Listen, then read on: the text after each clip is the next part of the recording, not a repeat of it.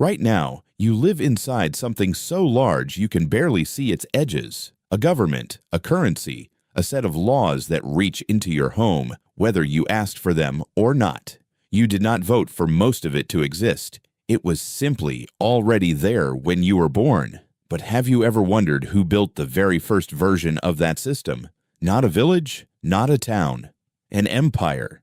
The real answer is far stranger than a king with a big army. It starts around 2300 BCE in the flat, sun-baked land between two rivers. Farmers there had spent centuries figuring out how to grow more grain than they could eat. Surplus food meant something new could happen. People could stop farming and start doing other things instead. Soldiers, scribes, priests, builders. A society with spare hands is a society that can be organized into something bigger, and one man saw that potential before anyone else did. His name was Sargon, not born a prince. Later legends claimed he started life as a gardener's assistant, or even as a baby set adrift on a river, echoing stories you might recognize from much later religious texts. Whether or not that origin tale is true, historians agree on what came next. Sargon rose to serve the king of a city called Kish. Then he broke away. Then he began to conquer. Here is the part that changes everything. Before Sargon, powerful rulers already existed. Kings had ruled single cities for centuries. But a city-state is a small thing.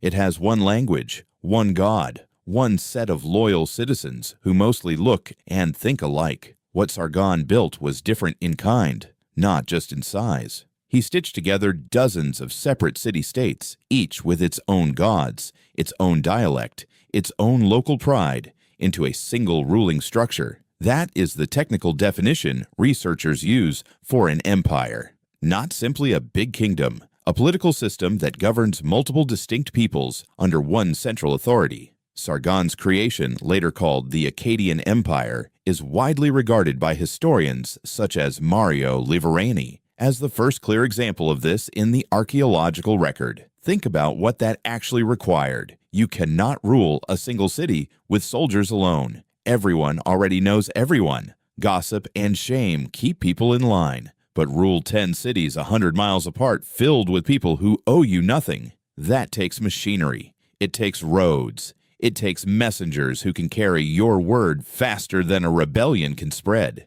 It takes a shared language for record-keeping, even if the streets still speak a dozen local tongues. Sargon's empire pioneered exactly this kind of infrastructure, appointing loyal officials called governors to run conquered cities in his name rather than trusting local rulers to stay obedient on their own. Why does this matter to you, sitting wherever you are right now? Because you are still living inside the same basic invention. Every nation-state, every federal government, every company with branch offices in cities its executives have never visited runs on the same core idea Sargon stumbled into first: central authority, local administrators, a shared system holding together people who would otherwise have nothing in common. You didn't invent your world. Sargon's blueprint did. But an empire built entirely on force has a hidden weakness. Force must be renewed constantly, or it decays. Archaeologist Piotr Steinkeller has pointed out that Akkadian inscriptions repeatedly boast about crushing revolts, city after city, generation after generation. That is not the record of stability. That is the record of a system perpetually on fire, being put out again and again. Every governor Sargon appointed was also a potential rebel. Every conquered city was one bad harvest away from revolt. Sound familiar? It should. Every empire since has faced the identical problem, from Rome to the present day. You cannot hold together what you have taken by force alone. You need people to believe the system deserves to exist. So Sargon reached for something beyond soldiers. He reached for story. He installed his daughter, Enheduanna, as high priestess of the moon god in the city of Ur. She is remarkably the first author in human history whose name we actually know. Not a myth, not an anonymous scribe. A real woman writing real hymns, credited by name on clay tablets that survive today. Her poetry fused local Sumerian religion with her father's Akkadian rule, quite literally writing the empire's legitimacy into sacred text. Historian Benjamin Foster has described her work as an early masterclass in using religion as political glue. Do you see the pattern? Power alone cannot hold a system together. It needs a story people choose to believe. That story worked for a while. Sargon's empire stretched further than anything before it, reaching, by some accounts, from the Persian Gulf toward the Mediterranean coast. His grandson, Naram-Sin, expanded it even further and, in a stunning act of self-belief, declared himself an actual living god. Not blessed by gods, not chosen by gods. A god, full stop, ruling over mortal subjects.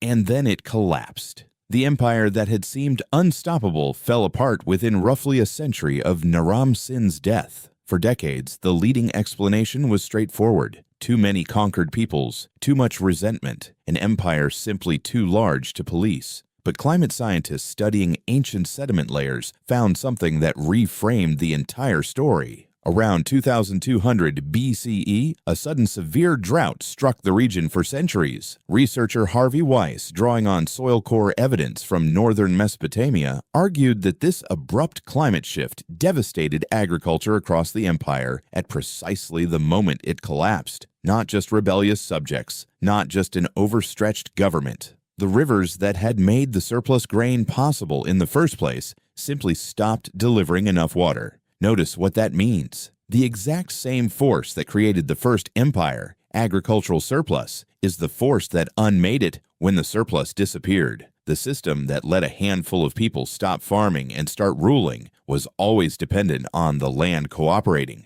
It always still is. You still live downstream of that vulnerability, even now. Every modern government, every supply chain, every economy assumes the harvest keeps coming, the water keeps flowing. The systems keep working. You rarely think about it, because for most of your life, they have. But ask any farmer watching a drought stretch into its second year whether that assumption still feels safe. Here's the strange part almost nobody mentions. Sargon's empire only lasted around 150 years. Blink, on the scale of human history. And yet everything about how you are governed today, the idea of one authority ruling many distinct peoples, the reliance on administrators instead of personal loyalty, the use of story and belief to hold a system together when force alone cannot, all of it traces back to that first fragile experiment in the land between two rivers. So the next time you fill out a form for a government you've never met in person, or trust that a currency issued by strangers will still be worth something tomorrow, remember where that trust began. It began with a man who may have started life as an outsider, who realized that scattered cities could be stitched into something larger, and who understood, faster than anyone before him, that ruling people requires more than taking their land. It requires giving them a reason to believe the ruler deserves to stay. You didn't build the system you live inside, but somebody, 4,000 years ago, built the very first version of it, and in a quiet way, you're still living inside his experiment.